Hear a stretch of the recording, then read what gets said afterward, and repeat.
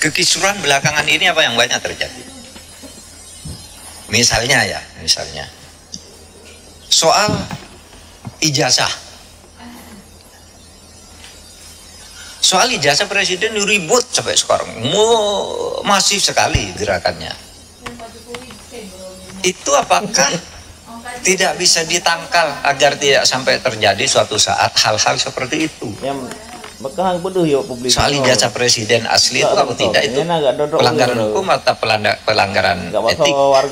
Ini sebenarnya tidak akan terjadi soal pelanggaran itu kalau undang-undangnya ketat, mengatur, mengantisipasi agar itu tidak terjadi, dan kalau terjadi apa akibatnya. Misalnya kasus ijazah Pak Jokowi yang sekarang ini, saya ikut bicara sebentar kemarin. Saya tidak peduli apakah ijazah Pak Jokowi itu asli atau tidak. Saya tidak peduli karena itu tidak akan ada akibatnya terhadap proses ketatanegaraan kita. Dalam arti begini, taruhlah misalnya betul tuh ijazah Pak Jokowi palsu misalnya. Lalu ada yang mengatakan gini, kalau betul ijazah Pak Jokowi palsu, maka seluruh keputusan-keputusannya selama menjadi presiden itu batal, tidak sah. Saya bilang enggak lah, apa hubungannya? Itu kan hukum tata negara. Kalau pidana iya, pidananya bisa. Kalau terjadi pemalsuan itu karena kebohongan publik, karena pemalsuan itu bisa, tapi pidana itu tidak menyangkut ketatanegaraan ke orangnya. Kalau ketatanegaraan misalnya pengadilan memutuskan hari ini presiden kemarin ijazahnya palsu, maka semua keputusan jasanya bubar negara ini. Undang-undang pemilu dia yang buat, pemilunya udah selesai, yang tanda tangan tuh presiden, apa tidak sah. Yang mengangkat hakim-hakim tuh tanda tangannya presiden, hakim MK, apa putusannya batal semua. Pengangkatan menteri diangkat oleh presiden, dasar apa batal semua, itu kebijakan perjanjian internasional dan sebagainya. Enggak bakal tidak sah. Karena apa?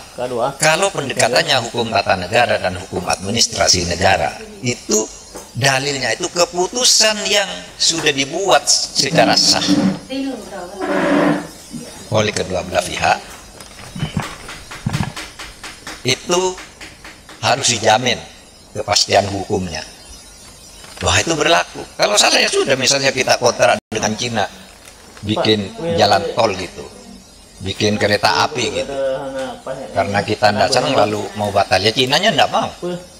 Kita terikat oleh hukum internasional juga dalam sengketa internasional. Atau kampus-kampus ini menjadi tidak sah semua ijazahnya, karena apa? Yang mengangkat menteri, rektornya yang menandatangani ijazah itu, menteri itu diangkat oleh presiden.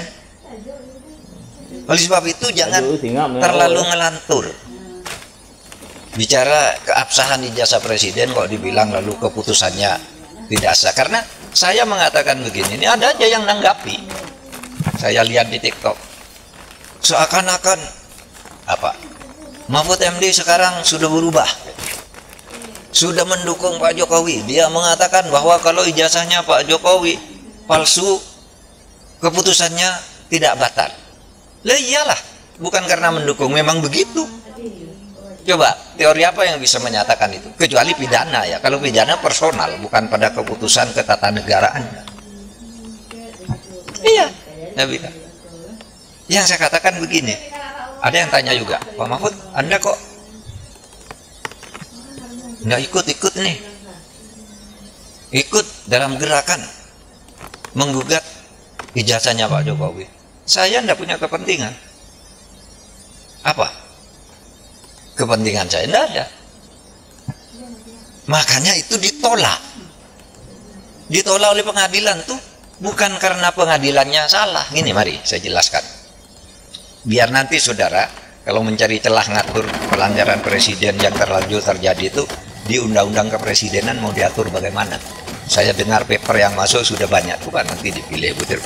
Ya begini, yang gugat ijazahnya Jokowi ini pertama masuk ke gugatan peradilan perdata.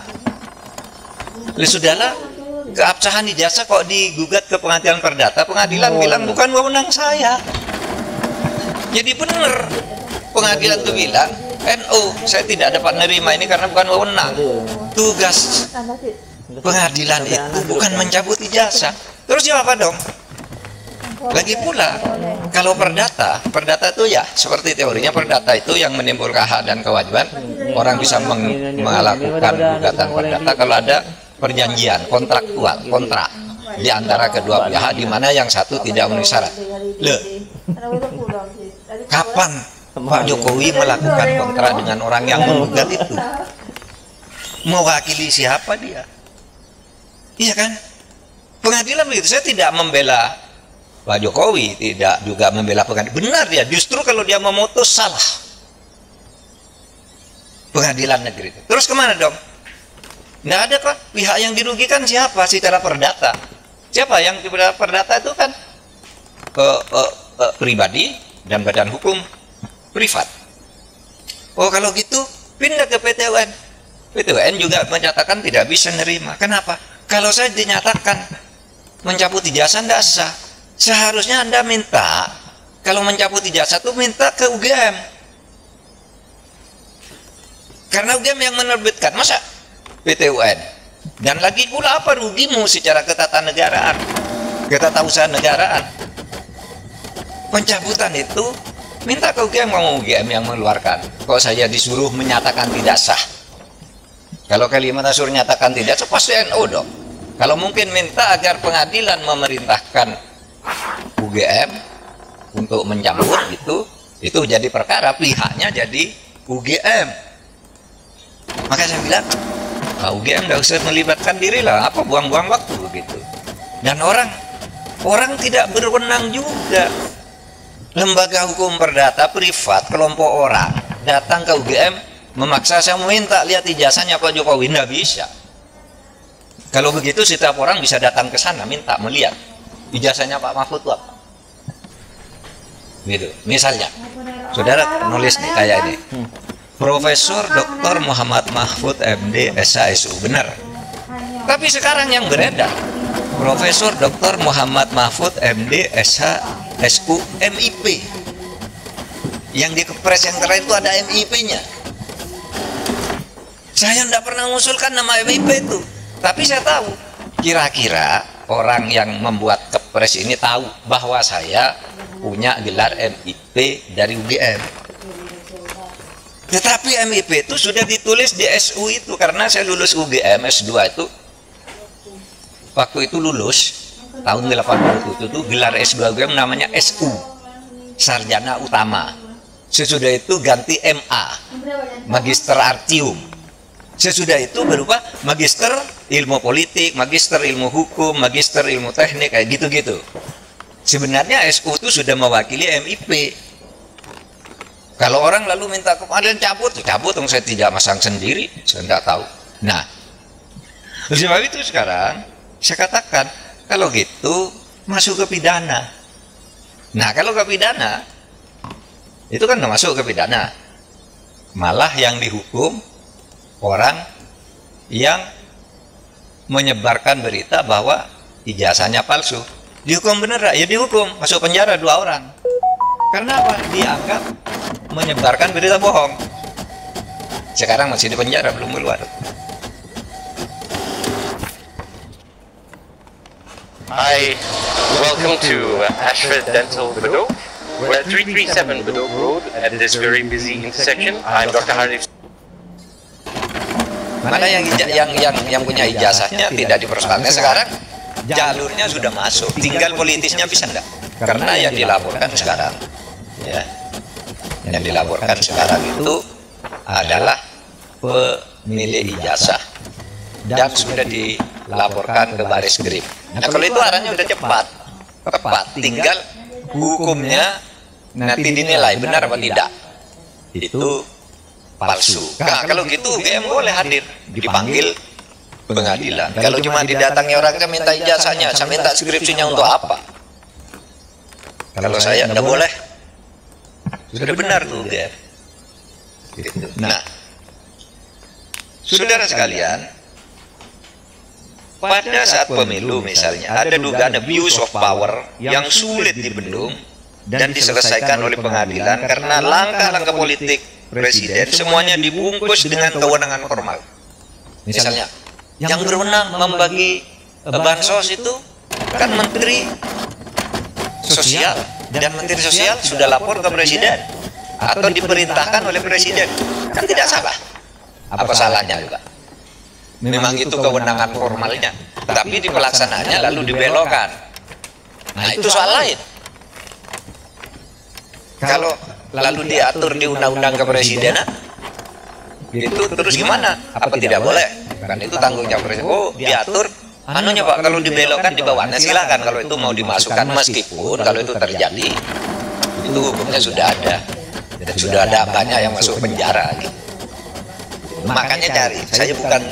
Saya bukan tiba-tiba setuju dah undang-undang kepresiden, tapi dicari bahwa itu sudah lengkap diatur di berbagai undang-undang, hanya tidak satu, tapi pelaksanaan di lapangan banyak abuse of power, penyalahgunaan kekuasaan.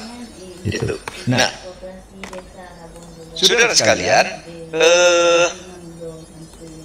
sampai saat-saat akhir di masa jabatan misalnya, dalam masa istilah Mas Zainal Arifin Mukhtar itu masa lemdak. Masa lemdak itu masa BPUPU, di mana presiden itu sudah tidak lagi menjadi presiden karena sudah terpilih yang baru, cuma menunggu pelantikan itu lemdak. Nah, belakangan ini di masa demisioner, gitu. Di masa demisioner banyak sekali kebijakan-kebijakan strategis yang kemudian mengikat presiden baru. Orang protes, terus presiden baru apa dong? Nah, ini kalau mau diatur oleh undang-undang kepresidenan boleh juga. Coba nanti, kalau di masa lemdak, begitu presiden baru diumumkan terpilih, tinggal nunggu 3 bulan pelantikan. Apa yang boleh dilakukan oleh presiden lama? Apa yang tidak boleh dilakukan? Diatur juga boleh. Masa-masa itu. Misalnya tidak boleh membuat keputusan strategis, kan bisa saja deh. Gini loh, yang kemarin saya bayangkan, kenapa saya itu sesudah pengumuman MK pemilu bahwa Prabowo Gibran menang sebagai orang hukum, saya katakan ya sudah, dia menang, saya mengakui dan saya mengucapkan selamat. Silakan laksanakan tugas ini dengan baik. Legowo. Tetapi sampai dengan pelantikan 20 Oktober saya terus berteriak. Banyak abuse of power yang dilakukan oleh presiden, dan yang saya takut itu, yang saya takut, ini 20 Oktober kan? Ini belum dilatih, presidennya udah nunggu di sini. Bisa saja sehari sebelum pelantikan dia mengeluarkan dekret bahwa pemilu yang kemarin 16 saya anggap tidak sah karena saya lalai melaksanakannya. Oleh sebab itu tidak jadi pelantikan presiden, saya perpanjang lagi. Bisa. Saudara akan mengatakan, Pak, dekret kan tidak dikenal di dalam tata hukum, tidak dikenal di mana-mana. Tetapi dalilnya, setiap kekuasaan yang diperoleh dan efektif ditaati, tidak bisa dilawan, itu mengikat. Tahu bukunya Hans Kelsen,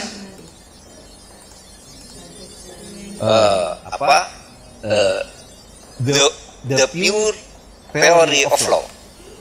Itu kata revolusi dan pemberontakan yang menang, perlawanan terhadap konstitusi yang menang itu menjadi hukum baru kalau bisa efektif dipaksakan kepada rakyatnya. Ini teorinya, bukunya jelas. Dan prakteknya jelas. Saya katakan, Pak, apakah kita nih pelanggaran kepemerintahan kita ini dibentuk tidak melanggar konstitusi. Iya, melanggar konstitusi. Mari saya tunjuk. Ketika Indonesia merdeka tahun 45, kemerdekaan itu melanggar konstitusi yang berlaku ketika itu. Apa itu? Konstitusi Kerajaan Belanda pasal 2 menyatakan Kerajaan Belanda meliputi Nederland, Hindia Belanda, dan Suriname. Hindia Belanda itu Indonesia. Konstitusi itu berlaku. Tapi konstitusi seperti itu dilawan oleh Bung Karno. Kita langgar aja konstitusi. Ayo kita merdeka. Bung Karno dapat patukan rakyat. Rakyat mentaati secara efektif pelanggaran konstitusi yang dilakukan Bung Karno itu sah menjadi konstitusi baru atau dasar konstitusi baru. Kan melalui pemberontakan. Karena sah, apa? Efektif.